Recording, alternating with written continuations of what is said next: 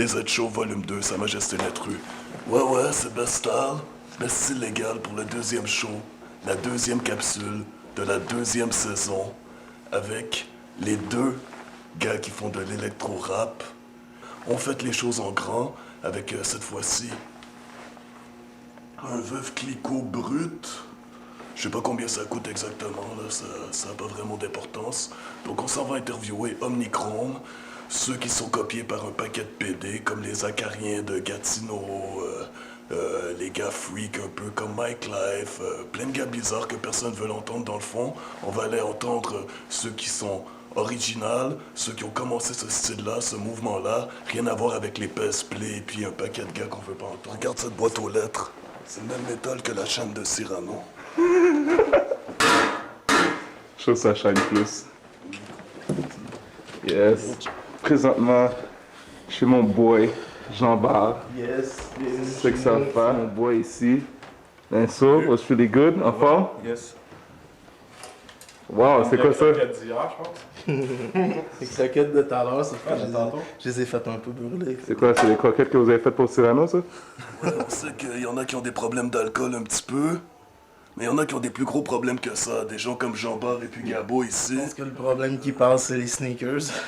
On va commencer à checker ça, ok. Ça, c'est, bah, tu vois, ça commence Reebok, là, il y a des Adidas, des New Balance, des Puma, des A-Life, tout là, des DC. Je vois que t'as même plus de place, puis il y en a qui sont à J'ai plus de terre. place, mais c'est parce qu'il y en a d'autres, l'autre côté aussi. Oh. Des Supra, des Vans, des trucs comme ça.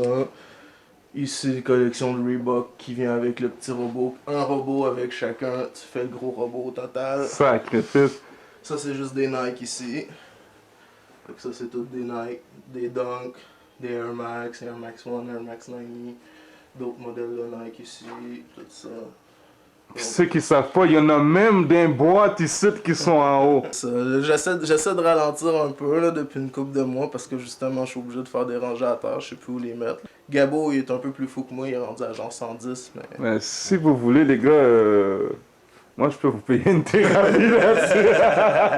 Il y a des souliers que vous avez même pas mis là-dedans. C'est clair, ceux-là je les ai achetés à Paris, c'est juste parce que je voulais acheter au moins une paire de choses la dernière fois que je suis allé à Paris. C'est quoi qu'on fait avec des souliers neufs qu'on n'a pas mis en entrevue? Comme Fat Joe, même. Chez moi-même.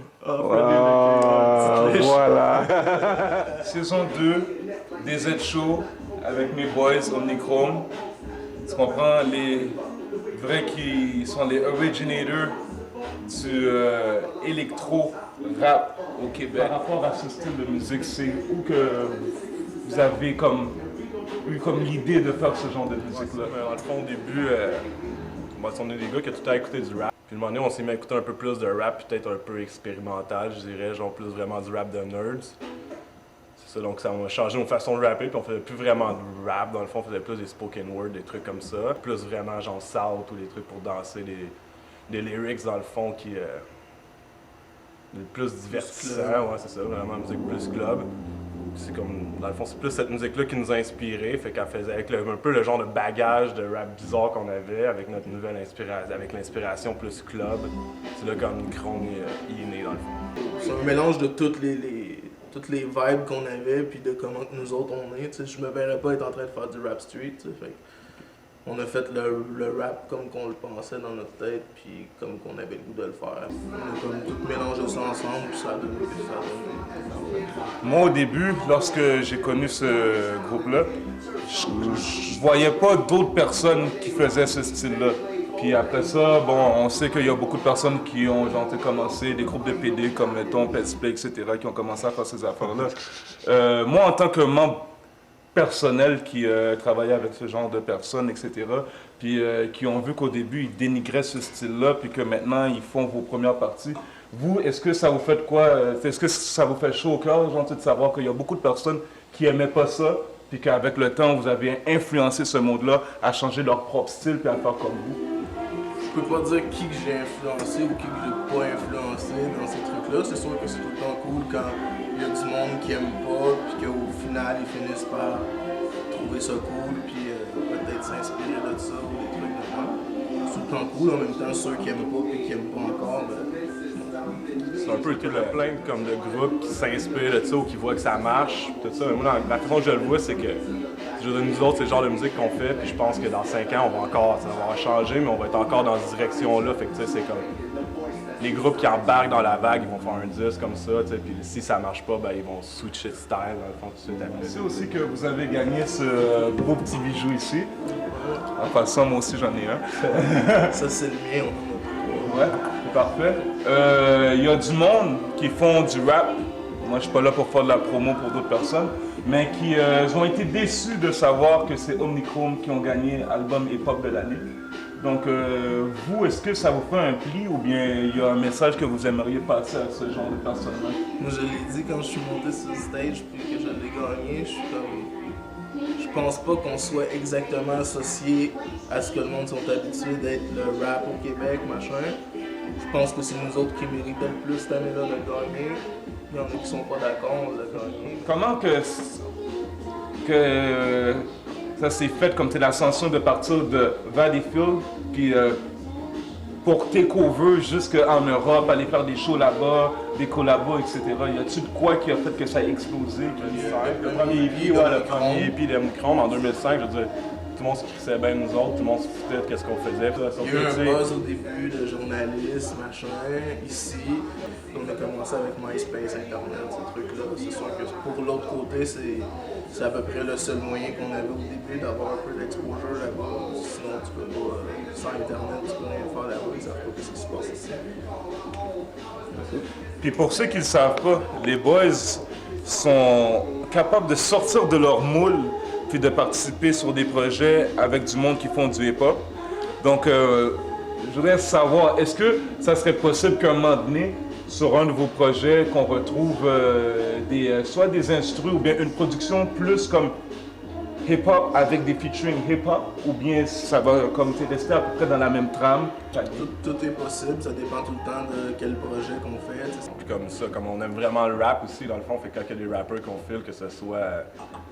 Je veux dire, que ce soit américain ou québécois, c'est sûr qu'on va faire des feats avec le monde qu'on file.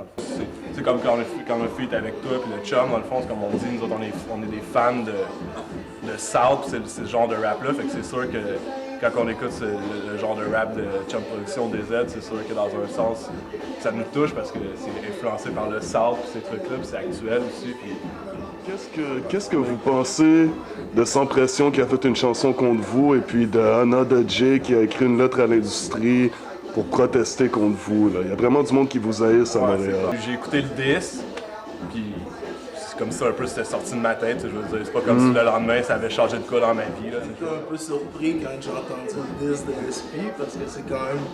Je suis allé le voir, il m'a dit que c'était pas un disque, puis. That's it. Fait que s'il dit que c'est pas un disque, c'est pas un disque. Moi, je trouvais que ça sonnait comme un disque. De Jay, ben, il peut faire, genre, envoyer une lettre à la disque puis dire qu'on n'est pas hip-hop puis qu'on n'aurait pas dû gagner, mais à quelque part, 2 mois avant qu'on gagne à la disque, on a joué au FME en Abitibi, le festival de musique émergente, qu'on jouait dans le show hip-hop, que c'est Anna de Jay qui programmait le show hip-hop.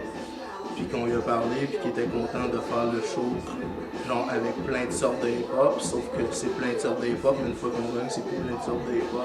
Fait que si je comprends bien, c'est une réaction un petit peu homosexuelle, ce qui veut dire que les gars sont pas capables de s'assumer en personne. Je sais pas, des fois c'est des réactions exagérées aussi, c'est comme...